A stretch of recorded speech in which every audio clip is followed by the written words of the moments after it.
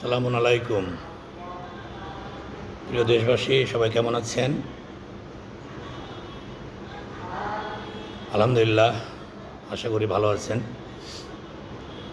আপনারা আমাকে যেখান থেকে দেখছেন শুনছেন, আপনাদের প্রত্যেককেই শুভেচ্ছা। আজকে অত্যন্ত গুরুত্বপূর্ণ একটা আলোচনা নিয়ে আপনাদের সামনে উপস্থিত হয়েছি। সেটা হলো যে সাম্প্রতিক সময়ে যে হামের যে প্রাদুর্ভাব দেখা দিয়েছে,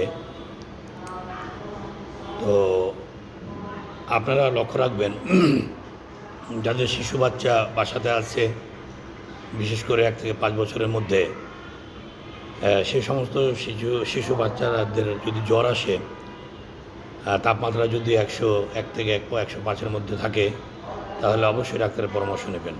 আপনাদেরকে অসংখ্য ধন্যবাদ।